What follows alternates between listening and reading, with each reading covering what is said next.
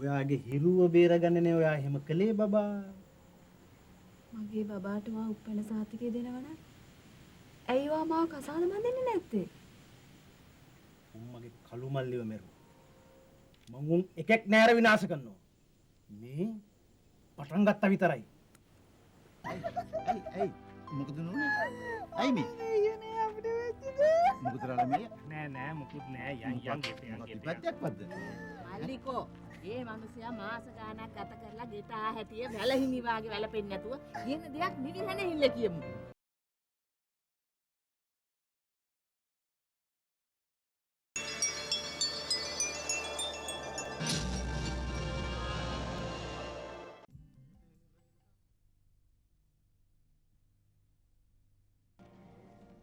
මූල්ගස් පහරින් මියගිය සුගත්යවත් කළුමල්ලී මැරුවේ කවුද? ගෙදර සිටි ගැබිනි මව සහ මෙහෙකාරිය අතුරුදහන්. අතුරුදහන්? මොන අතුරුදහන්ද? අර කුරුකුරු සූර්යලේ ගෙදර නැවතලා ඉන්නවනේ. මන්දමඩ සුරංග කිව්වේ. ඒක නේන. අපරාධේ. නිසංසරා මොනතරම් ලොකු බොරුවක්ද පොලිසියට කිව්වේ? මම මේ ඔක්කොම සාලියයටයි චම්පිකයියටයි ඊමේල් කරන්න.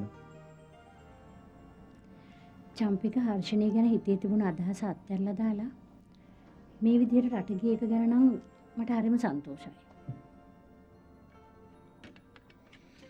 මම යනවා අක්කේ. පුළුවන් වුණොත් මං හවස සුරංගලයා ගෙදරත් ගිහිල්ලා එන්නේ. මේ විශ්ව දැන් මේ තියෙන තත්ත්වයේ හැටියට අපි සුරංගව රට යවන වැඩේ පුළුවන් තරම් ඉක්මනින් කරලා දෙන්න බලමු. මාත් හවසට පුළුවන් වුණොත් නේත්‍රලයා ගෙදර පැත්තේ යනවා. අද නේත්‍රව හොස්පිටල් එකෙන් ඩිස්චාර්ජ් කරනවා කිව්වනේ. ඩොක්ටර්ස්ලා කිව්වට සනීපයි කියලා. සුරංගිදන් කිව්වේ තාම මේ තරම් ගුණයක් නැහැ කියලා.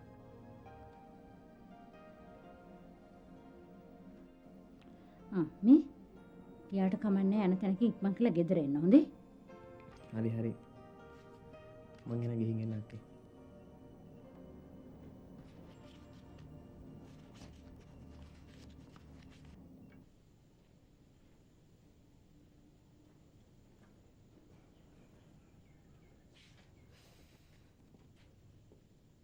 සංධ්‍යා මේ ළමයා අපි කියපු විදිහට කටයුතු කළා. ඉස්සරහටත් අපි කියන විදිහට ඉඳලා බොහොම කීකරුව හිටියොත් මං හිතන්නේ කරදරයක් වෙන්නේ නැහැ.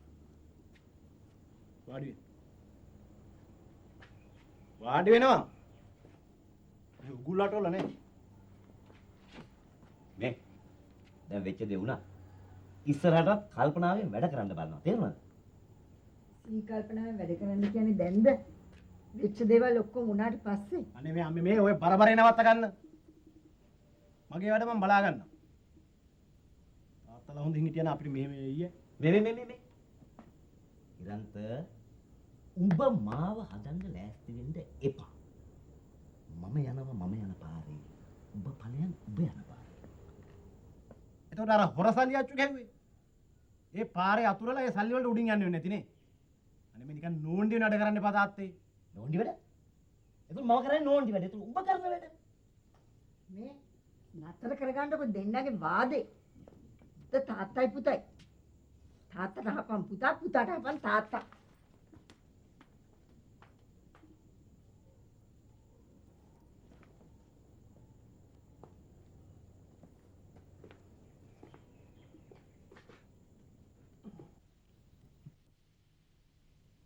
දැන් ඔයාට තේරෙනවනේ අපේ ගෙදර හැටි. හැමදාම ඔහොම තමයි. එක්කෝ මායි තාත්තයි හැප්පෙනවා. එහෙම නැත්තම් මායි අම්මයි හැප්පෙනවා. එහෙමත් නැත්තම් අම්මයි තාත්තයි හරි හැප්පෙනවා. දැන් ඉතින් ඔයාට මේ ගෙදර ඇයට ඕන විදිහට ඉන්න සිද්ධ වෙනවා. අර හින්දි පිච්චර වල වගේ මොන තරම් තාඩන පීඩන ආවත් නැන්දටයි මාමටයි නම් සලකන්න වෙනවා.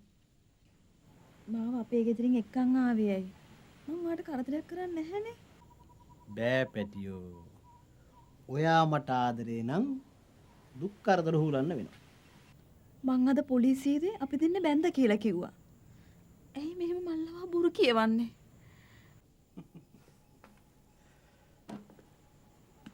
ඔයාගේ හිරුව බේරගන්නනේ ඔයා එහෙම කළේ බබා. මගේ බබාට මා උපැන්න සාතිකය දෙනවනම් ඇයි වා මාව කසාද බඳින්නේ නැත්තේ? මල්ලිව මෙරු. මං උන් එකෙක් නෑර විනාශ කරනවා. මේ පටන් ගත්තා විතරයි.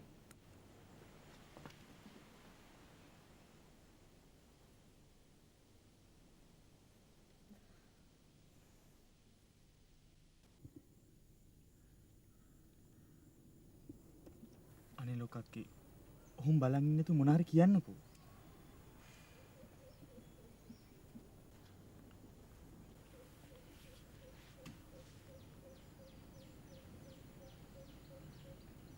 ඔය අහුම ඉන්න. මම බොන්න මොන හරි අරන් යන්න.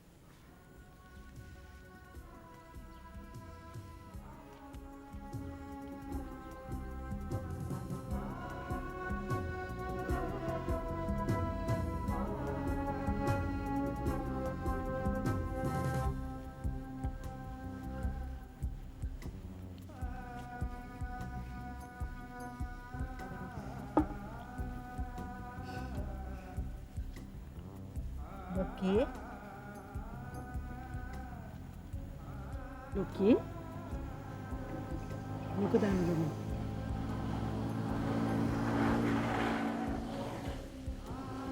අයි පොඩි ඔබ තමයි යන්නේ. සිහිය ආපු වෙලාවෙ ඉඳලා ඔහොමයි හිටියේ. ඉතින් දරුවෝ ડોක්ටර් මොකද කිව්වේ? හදිසි කම්පනය හන්දා හොඳ සිහින ටිකක් කල්යයි. නේ අපි මේ කාට කරපු අපරාධයක් දන්නවද? මේ දරුවා මෙහෙම හාවක් කුවක් නැතුව බලාගත්තුවත බලාගෙන කී කාලයක් මෙහෙම ඉඳීද? ડોක්ටර් කිව්වම ගෙදර ඇවිල්ලා ඉන්නකොට ටිකෙන් ටික හරියයි කියලා. අනේ පොඩි අම්මේ අම්මා අඬන්නේ නැතුව ඉන්නකෝ. ලොකක්කට ඉක්මනට සනීප වෙන්න. අනේ මේ ලොක්කිට උණ විපත්තිය මට වුණා නම් කොයි තරම් දෙයක්ද? මට අහන්න දකින්න ලැබෙන දේවල් දැකලා කතා නොකර ගොළු වෙලා ඉන්න තිබුණානේ. අනේද කියන්නේ. අද නිසංසලා කෙල්ල ඔහොම කියයි කියලා කවුද හිතුවේ? ඇයි මොකද උනේ? අද නිසංසලක්ව මොන ගෙවුණාද? ඇවිල්ලා හිටියන්නේ. කුරුකුළු සූර්යයි අර මදාවි රස්ති අදුකාරයෙක් ඇවිල්ලා හිටියේ. ආනේ කොච්චර හොඳද නිල්ලන්නේ. හොඳ? ඒකි කිව්වනේ බැඳලා ගියදා ඉඳලා හිටියේ එහෙ කියලා. එහෙමත් කිව්වද? නැතුව තුවිලේ දවසේ සිද්ධ වෙච්ච කිසිම දෙයක් ඇකි දන්නේ නැහැ කියලා නේ කිව්වේ. එකපාරක් ඒකි මැරුණා කියලා මං හිත හදාගත්තා. ඒත් මේ ලොක්කි හින්දා සමාව දුන්නා. මෙදා පාර නම් මගේ මරණයටවත් ඕකි ඕන්නේ. සන්ධ්‍යෝ බලන් දෙපෑ. කාර්යවර්ෂම් රාලහාමිගෙයි ඒගොල්ලෝ ගෙදර කට්ටියගේ මූණු ටික. හරියට ඡන්දෙන් පෙරදිච්ච മന്ത്രി සපෝටර්ලගේ මූණු වගේ. මේ කොල්ල වරදින් ගැලවිලා. විරුද්ධවාදීන්ගේ කටවල් වලට අගුළු වැටුණට පස්සේ වත් ටිකක් නෙන්නේ සිරියාවට ඉන්නවකෝ. මේ ගෙදර දාසි වගේ උයලා පිරක් ගෙවල් දොරවල් සුද්ධ පවිත්‍ර කරලා ඔය කියන්න හදන්නේ ගෙදරට ගෙනාපු ගෑනු ළමයා ගැන නෝකාඩුවක් නේ. ගෑනු ළමයා? හොඳ ගෑනු ළමයා. බඩදරු අම්මා කෙනෙක්. ඊළඟට එයාටත් ආවතේකම් කරන්න වෙයි මට. මෝඩි තඹ සතේක මොලයක් නෑ. ඔහෙට දැන් තියෙන්නේ ගෙදර වැටි කොහොම යාට පවර නෝනා වගේ ඉන්න එකනේ. හොඳට තියෙයි. ලේලි මේ තත්ත්වෙ ඉඳගෙන මං එයාගෙන් වැඩ ගත්තා කියලා මට ලෝකයාගෙන් බැනුම් අහන්න වෙයි. ලේලි කොහෙ ලේලියද? කුරුකුළු සූර්යගේ ලේලි? කසාද සහතිකේ ගත්තා නම් ලේලි නැතුව වෙන කවුද මිනිස්සු? කසාද සහතික? කීයක් කරන් දෙන්නද? මෙහෙම කරනකොට එකක් දෙකක් නෙමෙයි 10ක් කරන් දෙන්නම්කෝ. මෝඩි මොනවා? බුරු කසාද සහතික? එතකොට එහෙනම් එදාපු රෙජිස්ටර් පරණ දවසක් දාලා සහතිකයක් දෙනවද ඇත්ත රෙජිස්ටර් කියන. එතකොට එහෙනම් මේ මල සමයේම අපේ ලේලි වෙන්නේ එහෙමනේ. නැතුව සන්ධ්‍යෝ හිතන්ඩ ගෙදර වැඩට ගෑනු කෙනෙක් ගෙනාවයි කියලා.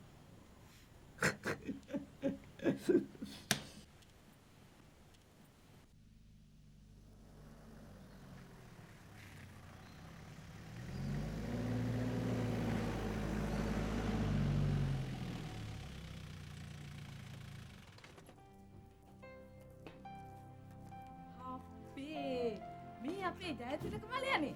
මල්ලිකෝ.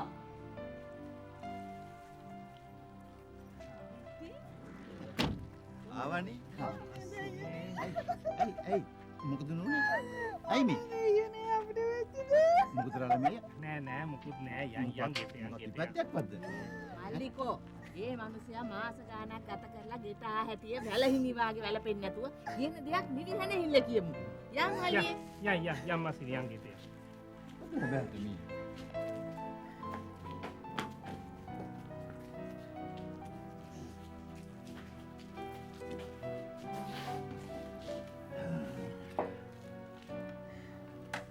ඉතින් මොකද උනේ රාළමේ අයියේ?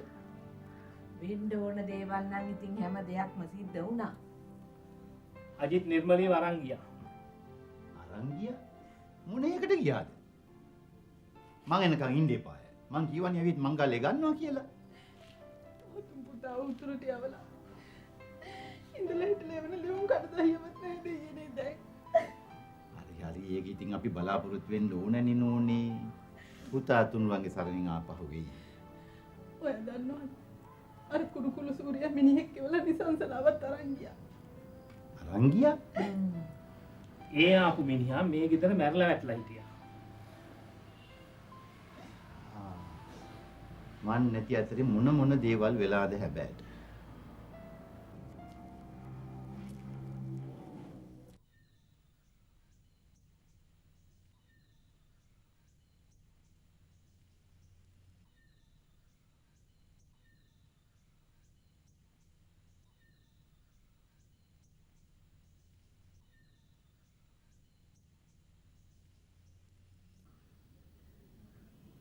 ඔන්න ජයතිලක මලයෝ අපට වෙච්ච ලොකුම විපැත්ති.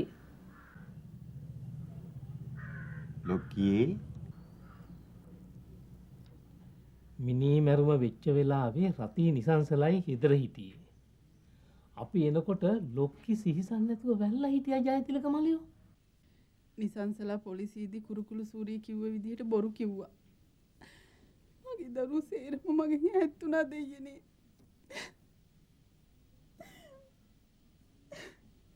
ඔහොම තමයි නෝනේ. බුදුන්ගේ කාලේ පටාචාරාට හැම දෙයක්ම නැති වුණේ.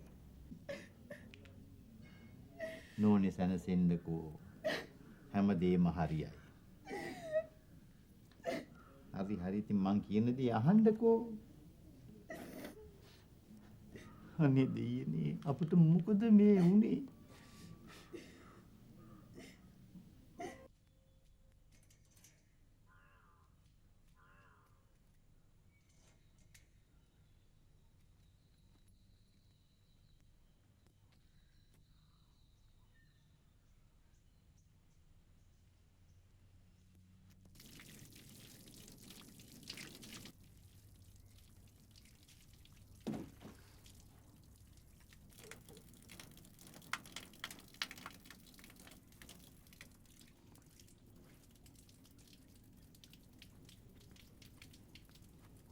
මේ කුරුකුල සූර්ය කීර්ති නාමය ගැන පම්පොරි ගහන අයට දැන් මොකද වෙලා තියෙන්නේ කියලා බලනවා.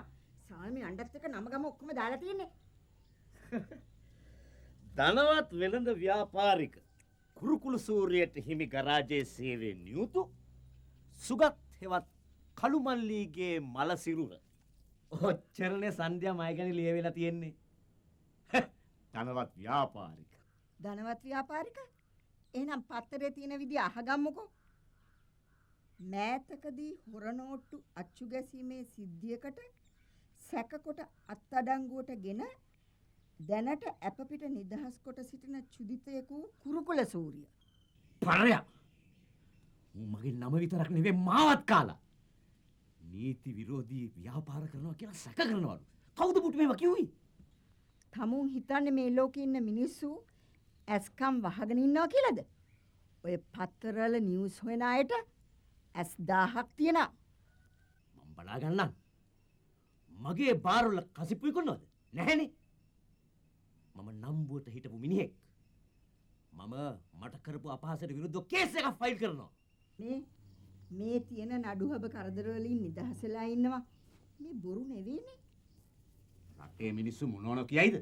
ගෙදර ගෑනිත් මෙහෙම කතා කරනකොට මේ කුරුකුළු සූරුවේ හදන්න කිසි කෙනෙකුට බෑ.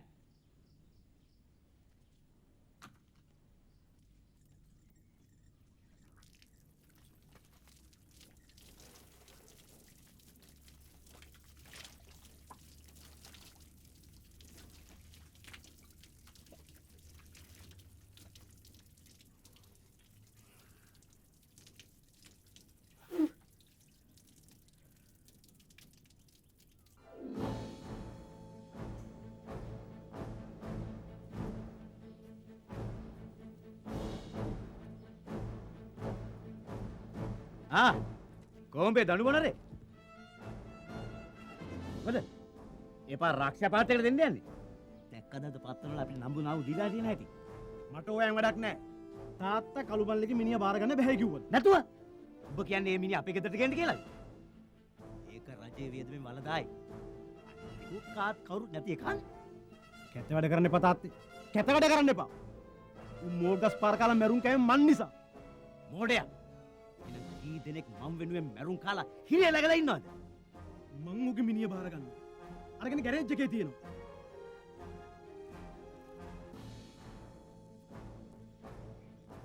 දැන්වීම් ගහලා පාවඩ දාලා පාරවල් සරසලයි මං උගේ මිනිහා රයි යන්නේ ඵලයන් ඉතින් සෝල් කොටවත් බැලපන් මෝඩයා.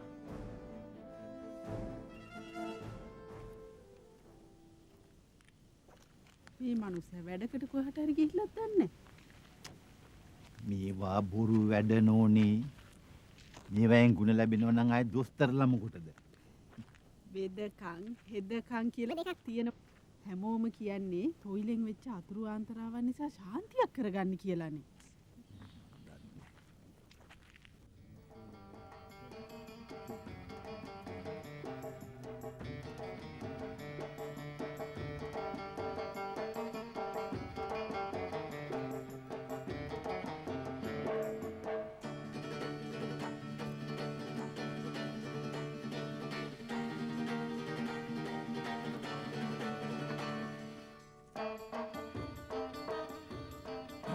අපේ මහත්කත් ඇවිල්ලානේ. එන්න කොහොම හොඳයි. අපි ඒ බැලුවා ගුරු නාන්සේ කොහෙද කියලා.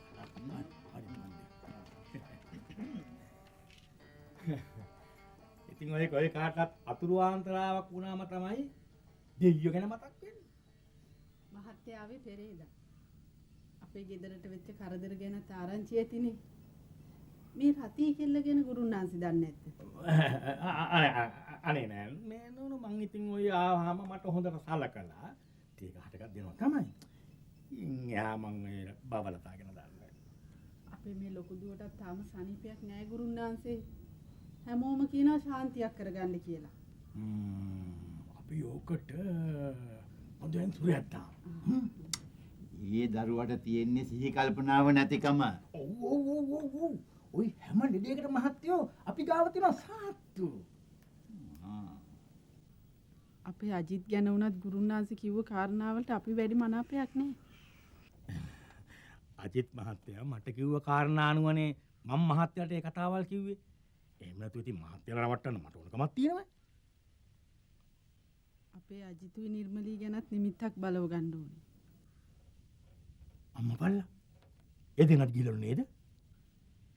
අපට ඉතින් ඒ ළමයාව හොයාගන්න එපාය.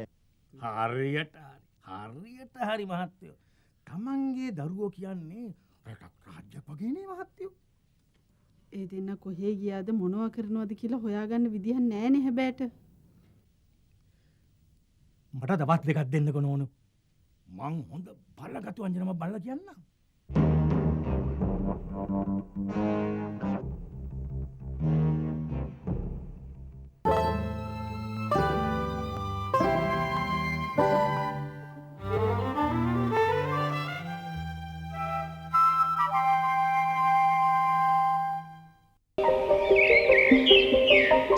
In a world that often rushes by, take a moment to pause and enjoy the flow of life.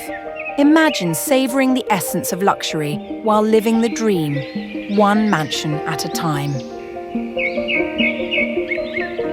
Welcome to a riverfront treehouse experience where every detail is designed to immerse you in nature's beauty. Picture a tranquil triangle formed by lush forests, a winding river, and railway views that captivate the soul. Here, luxury living harmonises with the great outdoors, inviting you to embrace the wild and live like it's home. Every moment spent in this serene environment brings deep relaxation and peace. As you wander through this paradise, you'll find that the soul is healed by being with children, creating memories that last a lifetime. This is where luxury meets tranquility and the family becomes one of nature's masterpieces. Forget the bathroom. Dive into nature's own river pool, where mountains, trees, and pure happiness await.